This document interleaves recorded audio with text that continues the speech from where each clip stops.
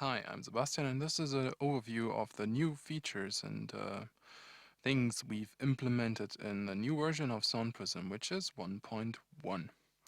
First of all, thank you very much for all the feedback email you've sent us from our app, and we've read every single one of them, we've replied to many of them, and we've implemented the features that were requested most. So without further ado, here's the first one. Many musicians and composers, or just well, part-time musicians, were asking us if we could implement note names, so you actually know what you're playing. So we did. Now on the left side of the screen, SoundPrism will show you which the notes are. And if you want to play a certain key, then you only have to scroll until the name of the key is in the middle of the screen, the middle row of the screen. Well, that was some email. Okay. In this case, it's A major. This is B major, F sharp, and so on. So if you want to play something in G major, for example, so for example, this very well-known piece, it's a classical one by Bach. And you scroll until G is in the middle of the screen, and you can play it. And if you remember the pattern that you've played, then you can play it in any other key as well.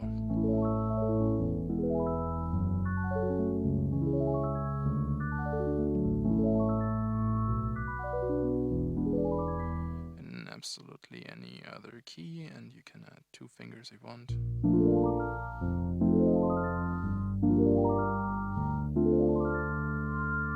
Yeah, well, you get the idea.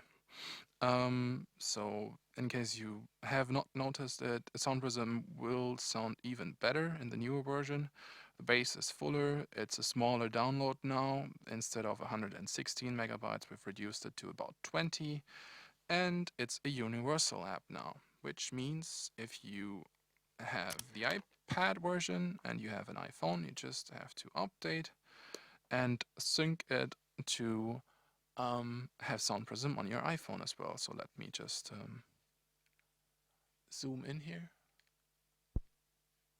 There. That's SoundPrism for your iPod, any generation or any generation iPhone. I actually like to play it with my thumbs like this because, yeah, it's kind of cool like this. So.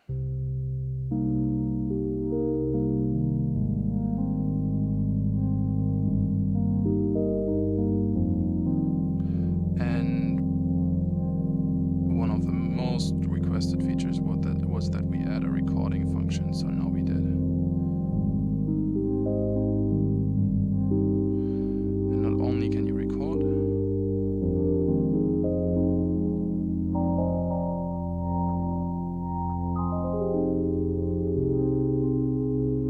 but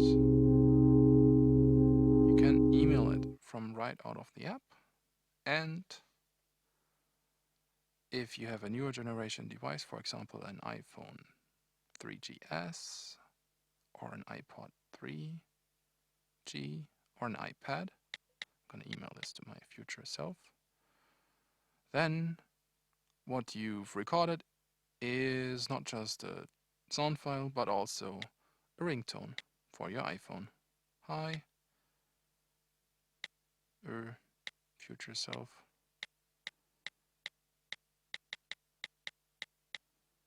Here's a ringtone.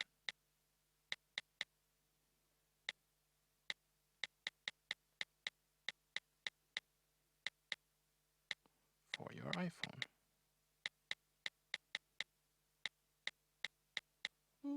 Wow, typo. Yeah, so you can play with SoundPrism and send the results to someone else, and it's going to be a ringtone file, which is pretty cool. You will be able to just drag it into iTunes and then sync your iPhone with iTunes, and it will appear in your ringtones folder. If you've got a 3G iPod, 3GS iPhone, or iPad, the older versions will have just the audio recording. So this is it. If you want to keep up to date with what we are doing, please follow us on Twitter.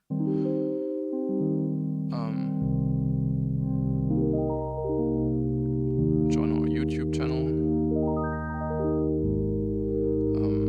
Please continue sending us